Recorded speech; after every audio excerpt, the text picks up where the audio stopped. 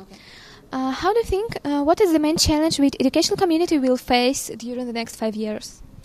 Well, I think now that we live in a, super fast changing society, technology change so fast, people lifestyle change so fast, the industry change so fast, the economy, drivers change so fast. So that is, I think, the most challenging thing for educators, that we have to keep up with the fast changing. And it's not getting slower, it's getting faster and faster.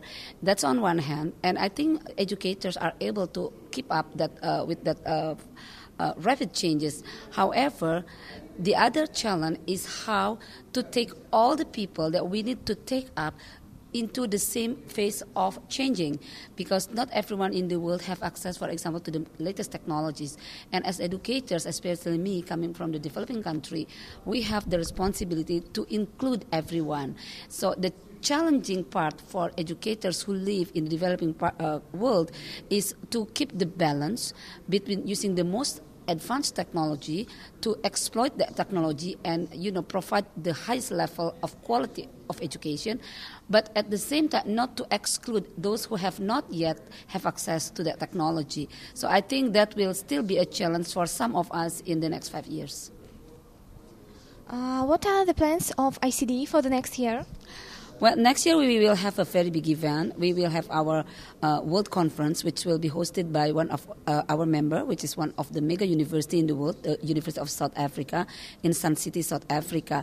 And during the World Conference, we will also be having the high-level policymaker forum, which we hope that we could gather policymakers from different countries to reinstall our commitment about on open education and to make education and knowledge really accessible to all, because we believe in the notion that education is public good and everyone has the right to education.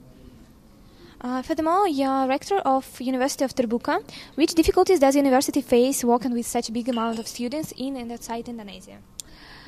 Well, I think logistics is a big problem for us, because we have 500,000 students who live literally throughout the country, and our country, Indonesia, is an archipelago with not yet having good infrastructure, and the internet connection is not widely and evenly distributed. So the challenge is again to provide quality higher education to all Indonesians with different characteristics and also different circumstances, especially circumstances related to the communication and information technologies. So, and for us, for example, we still have problems on how to get our materials to the students in the very remote areas. But on the other hand, we also have problems, for example, with students who live in the city, but very busy with their work, so they don't have enough time to spare for studying. So then when they come to the exam, they're not ready, but they want to have good grades. So, how do we provide support to students in this kind of circumstances and in the other kind of circumstances, because we have to provide good service to everyone. So I think the most challenging for us is to give a quality learning support to our students regardless of their situations. Thank you for your answers. Thank you. Thank you for having me.